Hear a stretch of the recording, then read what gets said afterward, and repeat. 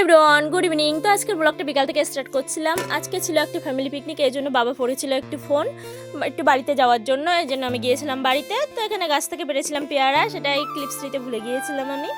তো এখানে এসে দেখি যে যার মতন কাজবাজ অলরেডি শুরু করে দিয়েছে। তো এখানে আজকে বড়রা কোনো কাজবাজ করবে না, বলেই দিয়েছে যে তোরা যা পারিস কর, আমরা শুধু খাওয়ার সময় খাবো। এখানে কাউকে বলাই লাগছিল না যে কে কি করবে, যার সেই মতন কাজবাজ সবাই ভাগ করে নিয়েছিল। তো এখানে আমি একটু পেঁয়াজগুলো একটু ছুলে দিচ্ছিলাম। তো এখানে ডিরেকশন দিচ্ছে দেখো বোন দাদাকে কিভাবে কাটতে হয়। তো এখানে আমি একটু পাঁপড়গুলো একটু ভাজা করে নিচ্ছিলাম। তো আজকে কেমন লাগছে ব্লগটা অবশ্যই একটু কমেন্ট করে বলো। একটু আমি সব কিছু তো গুছিয়ে ক্লিপস নিতে পারি না, অনেকেই জানো যে আমার মেয়ে ছোট। তো এখানে রান্নাবান্না করা স্টার্ট করে দিয়েছিলাম। তো আজকে আমার রান্নাবান্না করার দায়িত্ব ছিল। তো এখানে করছিলাম একটু রান্না, তো অনেকটা রান্না করেছিলাম। তো একটু ভয় ছিলাম যে কেমন হবে খেতে, কিন্তু সবাই বলেছে না খুব ভালো হয়েছে খেতে। তখন আমি আর ক্লিপস নিতে পারিনি।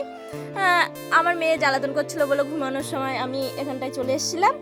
তো এখানে বোনগুলো দেখছে ফোন, কেউ রিলস বানাচ্ছে আর দাদাগুলো কাজ করছে। তো কেমন লাগলো আজকে আমার এই ফালতু ব্লগটা সবাই একটু কমেন্টে একটু জানিয়ে দিও।